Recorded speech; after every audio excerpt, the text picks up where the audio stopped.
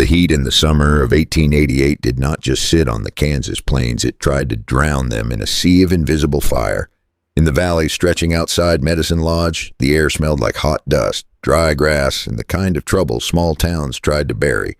The big blue-stem grass stood tall, nearly waist-high, swaying like a restless green ocean under a sun that seemed determined to set the entire world ablaze. And somewhere beyond that sea of grass, a woman was screaming for help while 3 armed men laughed like hyenas around her. He rode a chestnut stallion that had seen better days and survived harder winters, but the animal possessed a steady eye and a heart that simply did not know how to quit. The man in the saddle was 47 years old, though his eyes looked tired enough to have seen too many wars and too many graves. He wore a poncho that had faded from a vibrant, defiant red to the grim color of dried blood, draped over shoulders that carried the invisible weight of a dozen different lifetimes. His name was Silas Thorne, though in those lawless parts, he was known only as the Nameless One. Now, before I tell you what happened in that valley, let me ask you something. If stories about justice, grit, and the Old West still mean something to you, subscribe and ride with us. If you saw 3 armed men dragging a young widow into the tall grass, would you keep riding, or would you stop and risk your own life? Most men like to think they know the answer, until the moment finally comes. Silas had pulled his hat low, the sweat-stained brim casting a deep shadow over a face that looked like it had been carved out of a jagged canyon wall by a blunt chisel. He wasn't looking for a fight. He was looking for a creek to water his horse and a quiet place to rest his weary, aching bones. But Kansas has a cruel way of showing a man exactly what he's spent his whole life trying to avoid. As he crested the rise near the old Vance homestead, the landscape opened up to reveal a scene that halted the breath in his lungs. Down in the tall grass, near a cluster of weeping cottonwoods, a drama was unfolding that made the hot blood in his veins turn to jagged ice. 3 men, the kind of men who smelled of cheap, rot-gut whiskey and even cheaper morals, were gathered in a predatory circle. They were the Blackwood brothers, Caleb, Jed, and a cousin they called Rat-Face Mick, whose soul was as crooked as his nose. They were the kind of men decent folks avoided after sundown. Cruel men, drunk men, the kind that smiled when somebody weaker started begging. In the center of that circle of wolves stood Lena Vance. She was only 21, a widow who had lost her husband to a suspicious mining accident only 3 agonizing months prior. She was beautiful in a way that felt dangerously fragile, like a wildflower blooming in the scorched center of a battlefield. Her husband, Thomas, had left her a small ranch and a large, suffocating debt, and the Blackwoods were there to collect on behalf of the devil. But they didn't want the gold coin she didn't have in her pockets. They wanted the dignity she wasn't willing to surrender, not even at the cost of her life. Jed Blackwood had a grip on her arm that looked like it would snap the delicate bone like a dry twig. Rat-Face Mick was laughing, a wet, disgusting sound that carried on the wind like the scent of carrion. They were forcing her down into the unyielding grass, their intentions as clear and brutal as the summer sky. Silas Thorne didn't move at first, his silhouette etched against the sun like a monument to a forgotten war. He sat on his horse, watching from 100 yards away, his calloused hand resting near the ivory grip of his Colt Peacemaker. He told himself it wasn't his fight, that he had no stake in this patch of dirt or the blood that was about to be spilled. But then Elena screamed, and it wasn't a scream of pathetic fear, it was a scream of pure, unadulterated defiance that tore through the stagnant air. That was the exact moment Silas realized he wasn't going to get that rest he so desperately wanted. He nudged the stallion with his spurs, and the animal moved forward with a silent, predatory grace that spoke of years on the trail. He didn't gallop like a hero in a dime novel. He didn't shout a warning to the heavens. He just arrived, like a shadow lengthening at dusk, inevitable and cold. The Blackwoods didn't even notice the stranger until the long shadow of his horse fell across them, chill in the air. Jed looked up, his upper lip curling into a sneer that showed teeth as yellow as the dying Kansas corn. "Keep riding, old man," Jed spat, his hand moving toward the serrated knife at his belt with practiced malice. "This is family business, and you ain't kin to nobody here." Silas didn't blink, his gaze as steady as the horizon line. He didn't shift in his saddle or show a flicker of the fire burning behind his ribs.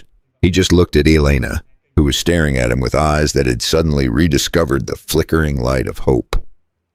Let her go, Silas said, his voice a low, gravelly rumble that seemed to vibrate in the very earth beneath the stallion's hooves. It wasn't a request for mercy, it was a command that carried the absolute weight of a death sentence. Caleb, the eldest and the cruelest of the brood, stood up and wiped the oily sweat from his brow. You got a lot of nerve, stranger, Caleb said, his hand hovering over his holster like a hawk over a mouse. Do you have any idea who we are in this county? I know exactly what you are, Silas replied, his voice dropping an octave into a register of pure steel. You're the dirt that the wind forgot to blow away, and I'm the broom. Mick laughed again, but it was a nervous, high-pitched sound this time, lacking its previous cruelty. He looked at Caleb, waiting for the signal to turn this parley into a slaughter. The air between them became so tight, so heavy with tension. You could have snapped it like a dry winter twig. I said let her go, Silas repeated, and this time his hand was no longer resting near his gun. It was fused to it. Caleb's eyes went wide as he realized the sheer, terrifying speed of the man he was dealing with. Go to hell, Caleb yelled, and he went for his draw with the desperation of a cornered cur. Silas drew fast, faster than any man there had ever seen. The peacemaker cleared its leather holster before Caleb's thumb had even managed to hook the hammer of his own gun. A single shot rang out, a sharp, thunderous crack that echoed off the distant, shimmering hills. Caleb's hat flew off his head as a bullet grazed his temple. Sent not to kill, but as a final, merciful warning. But Caleb was too arrogant and too stupid to take a hint from the Reaper himself. He pulled his weapon fully, and Silas fired again, this time putting a definitive hole right through the center of Caleb's black heart. The man hit the grass like a sack of wet grain, his eyes staring blankly at a sun he would never see set again. Jed let go of Elena's arm and reached for a hidden derringer tucked into his sweat-soaked boot. Silas saw the movement in the tall grass with the clarity of a man who lived by the gun. He didn't hesitate for a heartbeat. Silas fired twice in quick succession. The first bullet tore through Jed's shoulder. The second caught him low in the stomach and dropped him hard into the dirt. He fell backward into the cottonwoods, his lifeblood staining the white.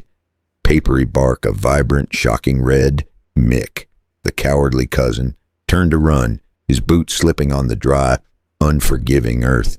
He didn't get 5 steps before the world caught up to him. Silas holstered his peacemaker with a fluid motion, reached for the Winchester in the scabbard, and leveled it with surgical focus. He didn't want to kill Mick yet. He wanted the truth, and he wanted it raw. He fired a round into the dirt an inch in front of Mick's trembling toes. The thug tripped and fell, whimpering like a kicked dog in the dust of his own failure. Silas dismounted, his spurs jingling with a sound like a funeral bell tolling in a deserted town. He walked over to Elena, who was shaking with the aftershocks of terror but remained standing on her own 2 feet. He offered her his hand, a hand scarred by 1,000 battles, and for a moment the world stopped its turning. Her hand was cold, but her grip was stronger than he expected. Are you hurt, ma'am? He asked, his voice softer now, though no less firm. No, she whispered, her voice cracking like dry parchment. Thank you, stranger. Don't thank me yet, Silas said, looking toward the distant, corrupt skyline of Medicine Lodge. Men like them usually have friends in high places, and those friends have long memories. He turned his attention back to Mick, who was curled in a pathetic ball on the ground, weeping for his life. Silas grabbed the man by the greasy collar and hauled him up until they were eye to eye. Why were you after her? Give me one reason not to leave you for the buzzards, Silas asked. It was the gold, Mick blubbered, his eyes darting around like a trapped rat in a burning barn. Thomas Vance found a vein in the old creek bed before he died, a vein that runs deep and pure. Thomas didn't die in an accident, did he? Silas pressed, the steel in his voice cutting through Mick's lies. Mick shook his head frantically, the truth pouring out of him like water from a broken dam. The sheriff. Sheriff Miller? He told us to make it look like an accident so he could seize the deed. He wanted the land, and he wanted the gold for himself.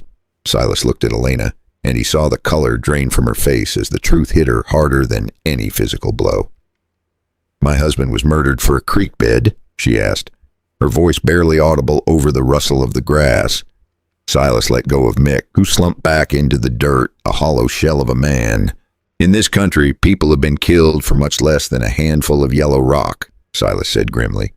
He knew the law in these border towns. He knew it was often just a different brand of sanctioned outlawry. Sheriff Miller was a name Silas had heard whispered in saloons from Abilene to Dodge City. He was a man who used his silver badge to shield his bottomless greed and his black heart. "You need to get out of here, Elena," Silas said, his eyes scanning the horizon for the next threat. "If the sheriff is behind this, he'll send the rest of his wolves when these three don't return by sundown." "I have nowhere to go," she replied, her chin trembling but her eyes flashing with a sudden, fierce light. "This ranch is all I have left of Thomas, all I have left of my life." Silas looked at the horizon, where the sun was beginning to dip, turning the sky into a bruise of deep purple and angry orange. He looked at the young woman, so full of fire despite the staggering loss she had endured. He saw in her a reflection of someone he had lost a lifetime ago, a memory that still burned, a wife who had been taken by men not unlike the Blackwoods, in a world that didn't care for justice. "Fine," Silas said, the decision settling in his gut like a lead weight. "We stay, and we hold what's yours. But you'll need to learn how to use a rifle, and you'll need to learn fast." The next 3 days were a blur of gunpowder, sweat, and grim preparation for the coming storm. Silas taught Elena how to lead a moving target and how to keep her breath steady when the world was exploding around her. The first time she fired the rifle, the recoil nearly knocked her into the fence. Silas just nodded and told her to stand up and try again. They barricaded the windows of the ranch house with heavy timber, turning a home into a fortress. Silas dug trenches in the perimeter, hidden by the tall grass, creating a killing field for any who dared approach.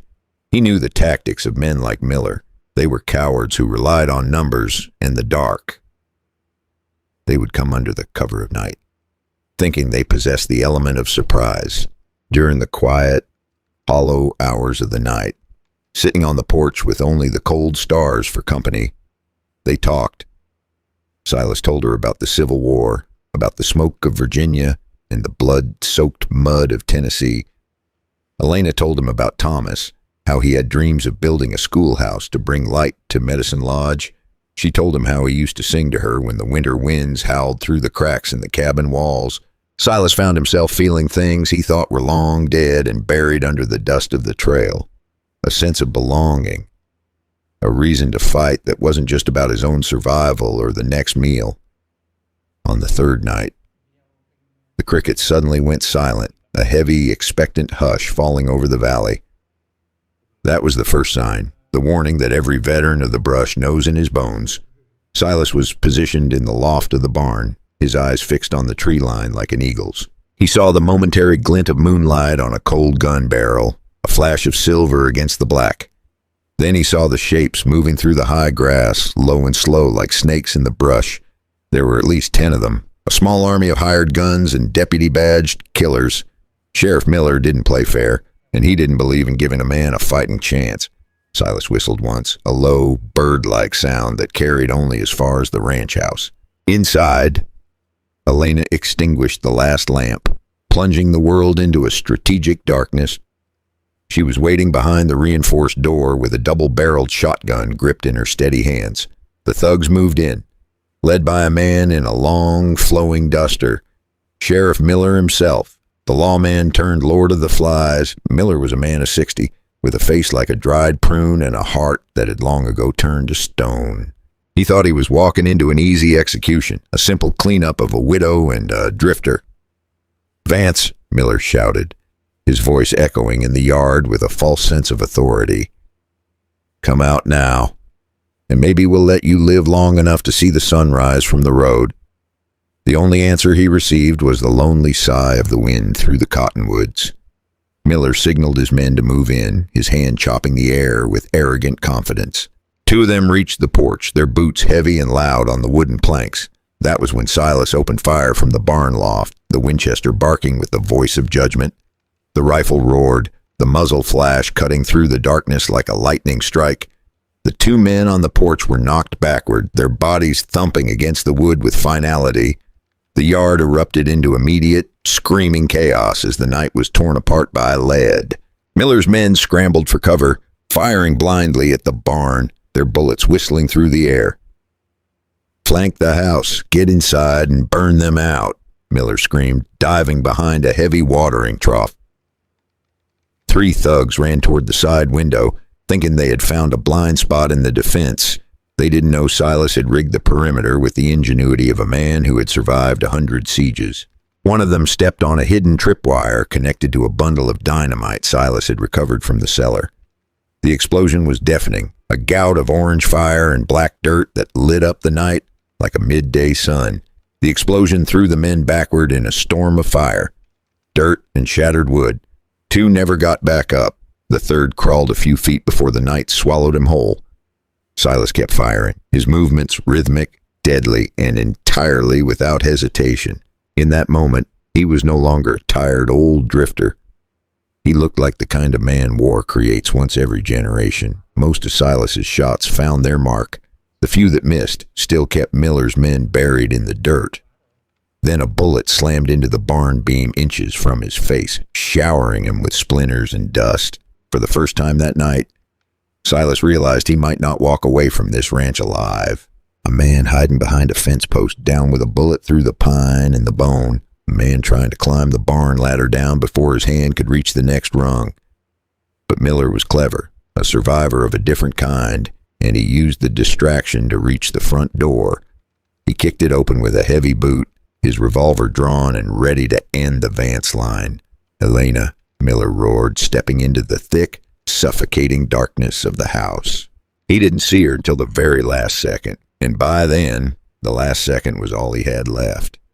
Elena was standing in the deep shadows of the hallway, a specter of the husband he had murdered. She didn't scream, and she didn't hesitate to pull the triggers. She unleashed both barrels of the shotgun at once, the recoil slamming into her shoulder. The blast caught Miller full in the chest, hurling him back out onto the porch like a discarded doll. He landed in the dust, his silver badge glinting in the moonlight, now twisted, bloody, and entirely useless. The remaining thugs, seeing their leader dead and their numbers decimated by a ghost and a widow, lost their nerve.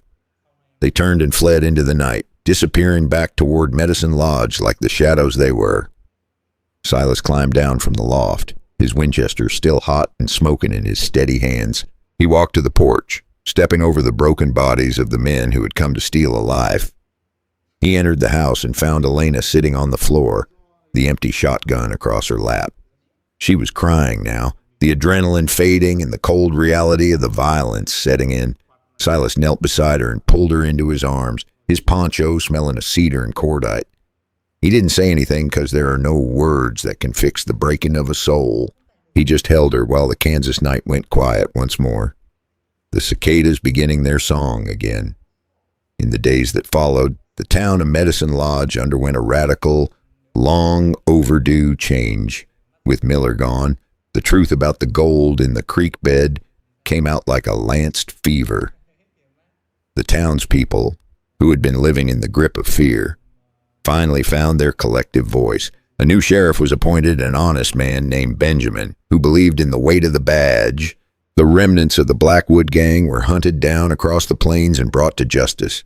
Elena's ranch became a symbol of the town's rebirth, a place where the grass grew green over the scars. But Silas Thorne was a man of the long road, and the road was calling his name again. He spent a month helping Elena repair the physical damage to the house and the fences. He helped her set up the mining claim for the gold in the creek, ensuring her future was secure. It was enough gold to make her the wealthiest woman in the county, perhaps in the state. But Silas Thorne wasn't interested in the glitter of yellow rock or the comfort of a soft bed. On a warm, golden morning in late August, Silas saddled his faithful chestnut stallion. The heat was still there, but a light, cooling breeze was blowing in from the vast west. Elena stood on the porch, wearing a dress that Thomas had bought her in a time of peace. She looked older now, the youthful innocence gone. replaced by a steel that would never break. "You don't have to go, Silas," she said, her eyes searching his face for a reason to stay. Silas looked at her, and for a fleeting moment, he truly considered what it would be like to stop. He considered waking up in a house instead of on the hard, unforgiving ground. He considered the warmth of her hand in his and the silence of a life without gunfire. "A man like me, I bring a different kind of shadow with me wherever I go, Elena," Silas said.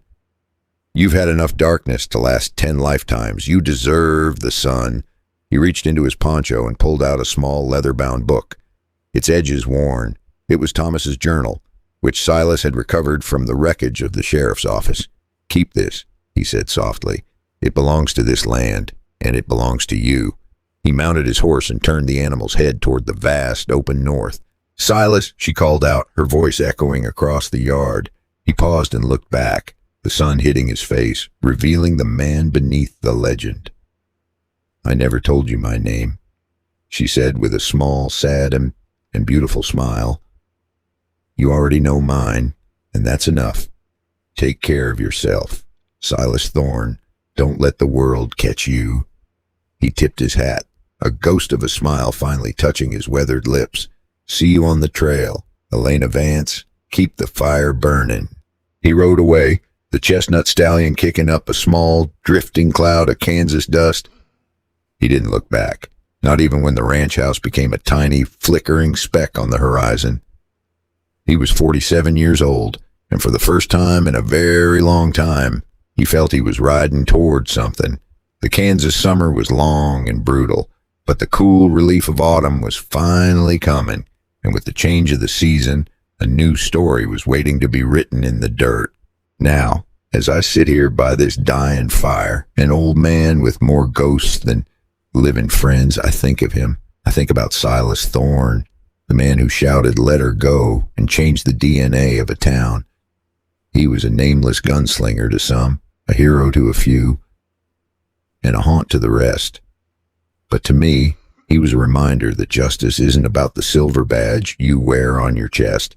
It's about the hard choices you make when the sun is hot and the grass is high and the wolves are at the door. Before I close this book for the night and let the embers go cold, I have one more thing to ask. The sun has set on Medicine Lodge, but the echoes of those shots still ring in the valley. The grass grows thick and lush over the shallow graves of the Blackwood brothers, but the schoolhouse Elena built with that creek bed gold, well, it's still standing today. And that's the kind of legacy that doesn't need a name carved into a stone.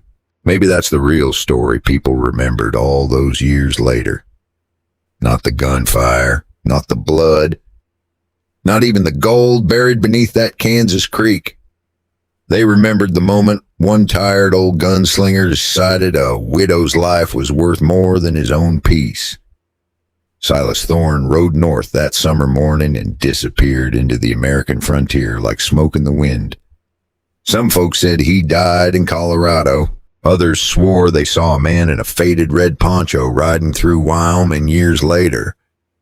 Maybe they were all telling the truth, because men like Silas never really disappear. They just keep riding toward the next place where evil thinks nobody will stand against it. If stories like this still mean something to you, subscribe and ride with us again sometime. Until then, keep your powder dry and take care of the people who can't defend themselves. Good night, partners.